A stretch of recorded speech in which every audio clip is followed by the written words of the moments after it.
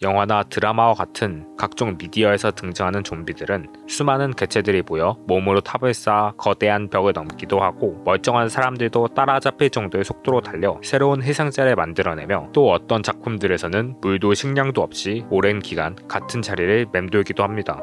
좀비를 다룬 미디어들이 점점 많아지면서 심지어는 지능을 가진 좀비들이 등장하기도 하죠. 먼저 현실의 좀비와 그 기원에 대해 간단하게 알아보겠습니다.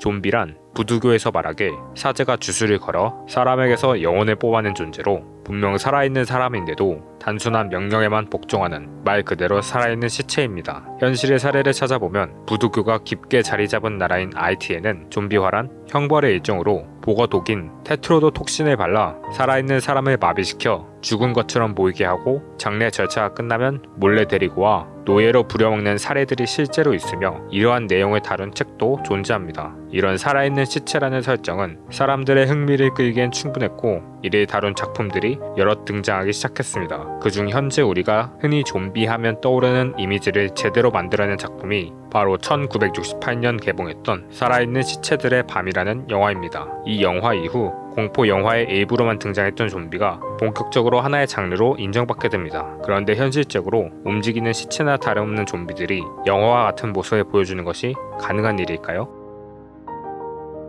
먼저 이미 사망한 사람이 알 수 없는 원리로 움직이는 종류의 좀비인 경우입니다. 동물들은 죽은 후에 근육이 수축해 몸이 굳는 사후 경직이 오게 되는데 사람의 경우에는 사망 후 약 2시간부터 사후 경직이 시작되고 48시간이 지나서야 몸 전체의 근육이 다시 풀어지지만 이는 48시간이 지나면 근육이 수축할 수 없을 정도로 근육 내 단백질이 파괴되기 때문에 나타나는 현상입니다. 또한 사망한 시체의 경우 일정 시간이 지난 시점에서 미생물로 인한 부패가 진행되어 사후 경직이 풀린 시점에는 이미 활동이 불가능한 모습이 됩니다. 즉 이미 사망한 시체가 좀비가 된다면 사후 경직이 시작되기 전인 2시간 정도만 간신히 움직이다가 무력화될 것입니다. 다음은 생명 활동을 유지하면서 좀비가 되는 경우입니다. 28주 후라는 영화에서는 좀비가 무려 달리기를 하는데 이 영화에 등장한 좀비들은 시체들이 살아나는 것이 아니라 분노 바이러스라는 일종의 질병에 걸려 좀비가 된 경우로 사람을 잡아먹으려고 물어버리던 보통 좀비들과 달리 폭력성이 증가되어 사람을 발견하면 미친듯이 달려가 마구 때리고 핥히며 상처를 내고 이 상처를 통해 사람을 좀비로 만드는 바이러스가 전파됩니다. 이런 경우 비록 좀비일지라도 살아있으면서 에너지를 소비하는 생물이므로 무언가를 먹어야 계속해서 활동이 가능합니다.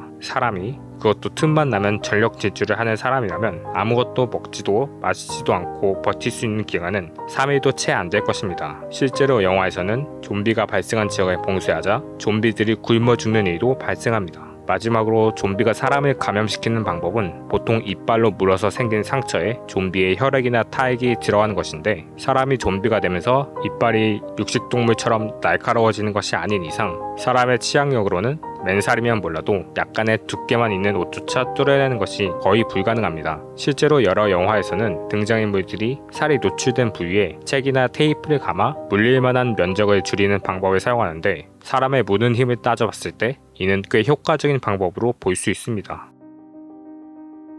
정리하자면 좀비로 인한 세계 멸망이 현실이 되려면 시체가 다시 살아나는 방식으로는 불가능하고 좀비가 되면서 생긴 상처가 일반적인 사람처럼 다시 나을 정도의 회복 능력을 유지하면서 음식물과 물을 마시고 처리할 수 있는 소화 능력을 가진 데다가 빠른 전염을 위해 다른 사람을 좀비로 만드는 과정이 순식간에 일어나고 신체를 최대한 손상시키지 않아야 하는데 좀비의 내구성이 사람과 크게 다르지 않은 이상 현실적으로는 군대와 경찰로 인해 쉽게 제압될 수 있을 것이라고 볼 수 있습니다. 흥미로운 점은 미 국방부에서는 실제로 좀비와의 전쟁이 일어날 경우를 대비한 작전인 콘플랜 8888이라는 문서를 작성하기도 했다는 점인데 물론 이는 실제 좀비가 발생할 경우를 대비했다기보다는 가상의 적들이 나타나는 비상 상황을 가정해 군사학을 배운 학생들이 군대의 명령 체계와 계획에 대해 더 잘 이해할 수 있도록 만들어진 문서라고 합니다. 그러니 여러분 좀비 영화를 보고 너무 걱정하진 않으셔도 될 것 같습니다. 다음에도 재미있고 유익한 영상으로 돌아오겠습니다.